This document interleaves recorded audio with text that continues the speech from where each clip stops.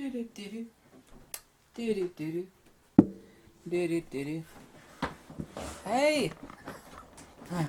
It's the fat guy plops down in the chair.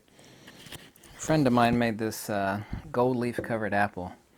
She thinks of me as kind of a teacher. It's so very cute. She made this completely herself. I hope you like it. I like it. It's covered in real gold. Yeah, I know gold leaf is really hard to work with. I've seen people work with it. It's fascinatingly hard.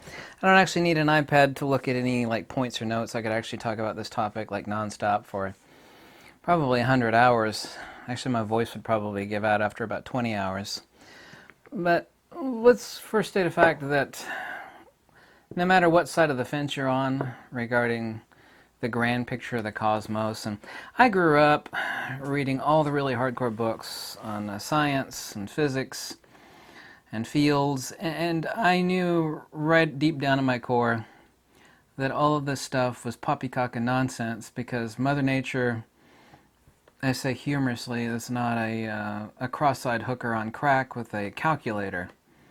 And I've got nothing against math at all. It doesn't work that way. The simplicity of nature, the irreducible, grand Occam's razor, irreducible simplicity of all is actually extremely jaw-dropping.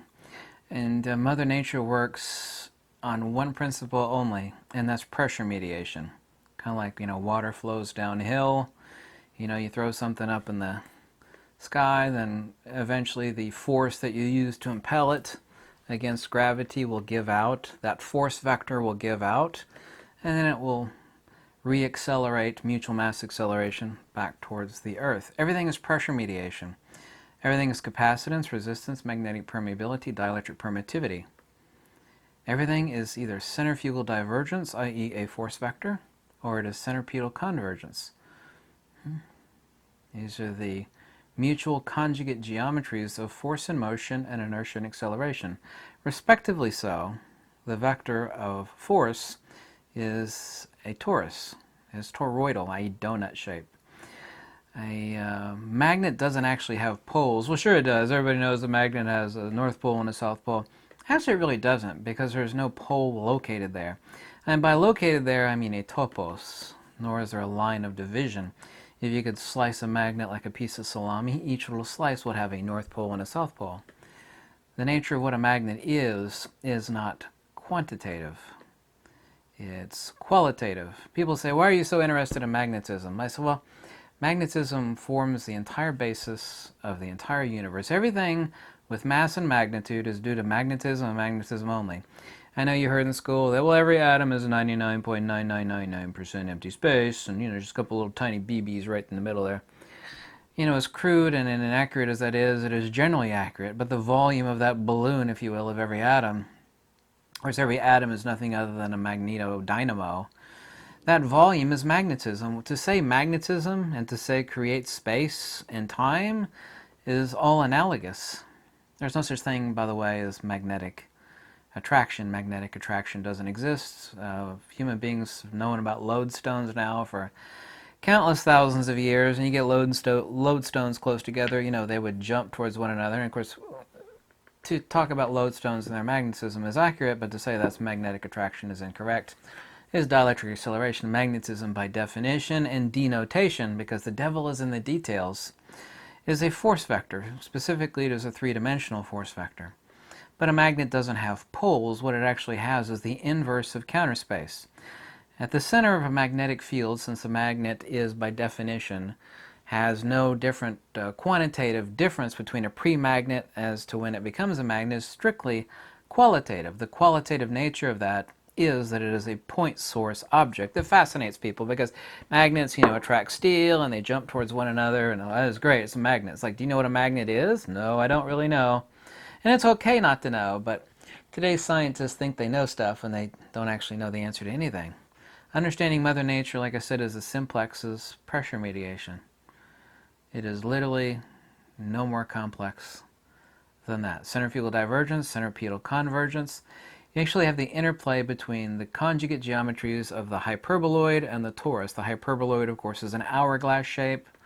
This is the specific geometry of an inertia and acceleration, and we have the geometry of the torus.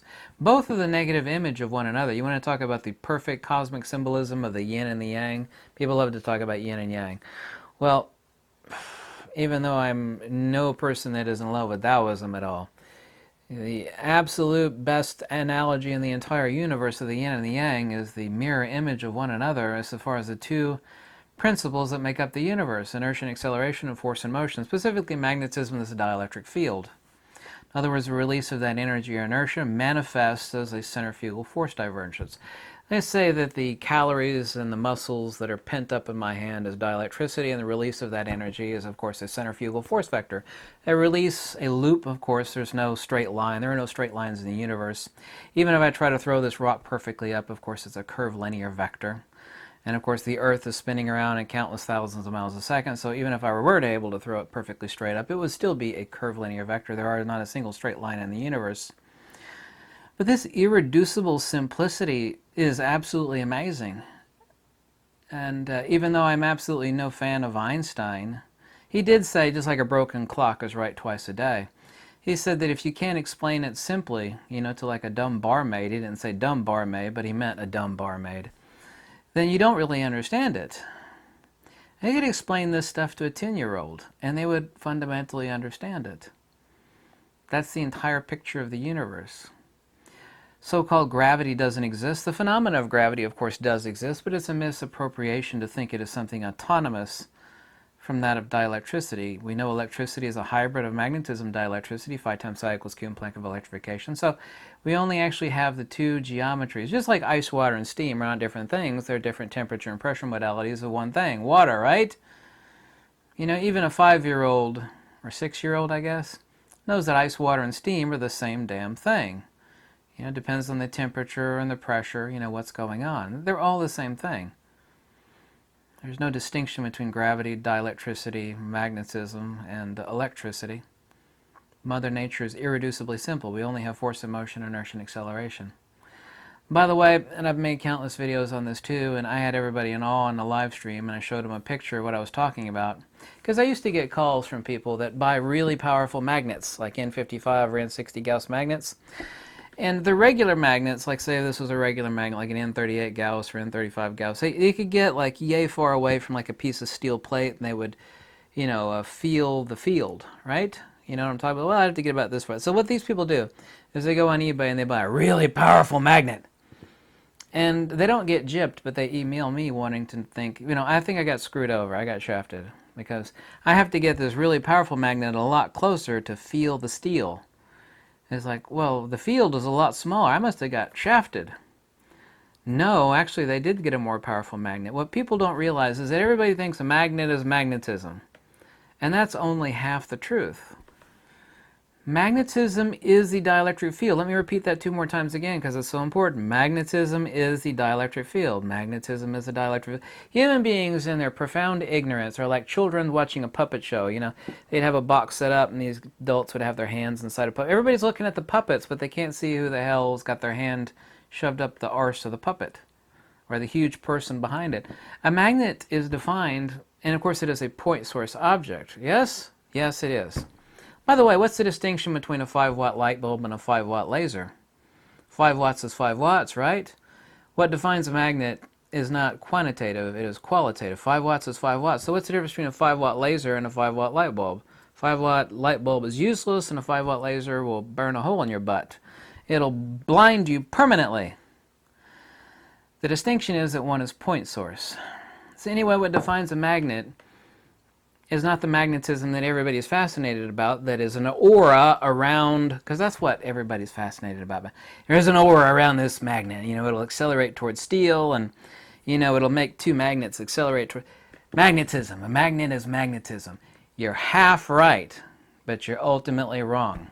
The reason why, getting to the damn point, these really powerful magnets people buy have a smaller spatial field is because by increasing the potency of the magnetism, what you've also done is increase the potency or point source nature of the hyperboloidal geometry that defines the dielectric field of the magnet. So while the magnet does have a stronger magnetic field, It's more shallow and closer in to the magnet than a less powerful magnet. I've shown this to people using really powerful N60 Gauss cylinder magnets. And I don't have the image pulled up right now, but like the center black portal of the dielectric face of either side of a really powerful magnet is about, depending, 3 to 4 times bigger. So like a regular magnet is about yay big, small little black hole in the center of either side or pole of the magnet, yeah? When you use a really powerful magnet, you stick it underneath the supercell, which of course shows us convergence and divergence, actually constructive and destructive interference between the magnet and dielectric, is that the portal on either side is a lot larger. This is a perfect analogy that I could explain to a fool in college or high school. Everybody doesn't understand because we don't have an analog here on Earth of what the hell a black hole is. We got nothing to compare it to.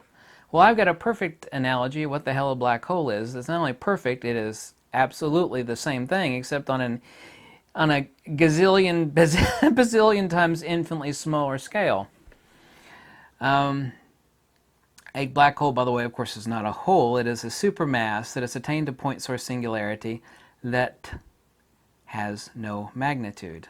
In other words, we actually have a supermass that attains to point source singularity. In other words, it becomes like a magnet, yeah? Because the only thing that defines a magnet is its qualitative nature of being a point source field. In other words, getting to the point, this supermass basically becomes a magnet. Anyway, it attains the point source singularity, where dielectricity overthrows magnetism's ability to keep an object within the visible universe. Like the really, really powerful magnet that had a much larger black hole in the center, where no light is seen underneath the supercell. It literally means the magnetism, the magnet is so powerful that, while the magnet does have a stronger Gaussian flux, it's also so strong that the dielectric is also infinitely more strong, and the magnetism is literally re-vanishing back in, and the portal is increasing in size. If you're able to dial up, which we could never do, unless we had like all the power in the universe, we could actually take that really powerful magnet and turn it into and possibly to create super magnet, super magnet. It would literally, the mass would still exist, but it would vanish from the universe. Poof, it's not there anymore. All of its effects would still be there, as far as its effects on other phenomena. That's all a black hole is. It's a supermass that has no magnitude. But human beings can't wrap their brain around that because human beings don't understand fields. What is a field, by the way? A field is an ether perturbation modality. But all fields are irreducibly boiled down to either magnetism and dielectricity, and you could boil them down even further than that because magnetism is a dielectric field. Magnetism is the dielectric field. Mother Nature doesn't use math, and I'm not against math. Mother Nature only understands pressure mediation. It's that simple. Mother Nature is literally that reducible. Centrifugal divergence, centripetal convergence, force and motion, inertia and acceleration. Everything, of course, capacitance, resistance, magnetic permeability, and dielectric permittivity, but this is only speaking about the attributional nature of compounds, or specifically elements. Just like bismuth. Why do you think bismuth shrinks when you melt it? When you actually liquefy bismuth, it gets a lot smaller. Man, I've done that a lot. Bismuth is the universe's most diamagnetic element. But everything is magnetoreactive. That's also, too, what confuses the hell out of people. They think something's either paramagnetic or diamagnetic, ferromagnetic, diamagnetic, or paramagnetic. No, everything is magnetoreactive. Just like gold. I talk about actually collecting more gold using a magnetic array, and people say to me, well, gold is not ferromagnetic. I was like, you're right. It is diamagnetic. But by being diamagnetic, it is also magnetoreactive. It's kind of like an ugly chick that doesn't attract in dudes, right? It's like, well, ugly chicks don't attract dudes. It's like, yeah, but this is a bad analogy. Sorry about that. What said the ugly fat guy? Well, this is a pretty good analogy. It's a funny one. But an ugly chick is still magnetoreactive to anybody because someone might go, oh God, oh hey, hey, like, I don't want to date you. They're still reactive to it, even though they're not accelerating. It's like if it's a hot chick, right? Like, oh yeah, you want to get closer to a hot person, right? It's a pretty good analogy. But an ugly person is the same way. They're still reactive to other phenomena. It's the same thing with gold. Gold's diamagnetic, but it is still magnetoreactive. Still reacts to magnetic field, a strong point source magnetic field. Anyway, I hope I could clear that up a little bit. Thank you so much for watching. I hope you like these. I kept trying to take a sip of my German mineral water. If you like these videos, please let me know. And any donation is greatly appreciated, especially now that my revenue is way down because of all the stuff that's going on in the world. It wasn't that much to begin with. Now it's like really nothing. Oh man, there's nothing better than cold mineral water. Made in Deutschland. Gerolsteiner. Jawohl. Thank you. Bye.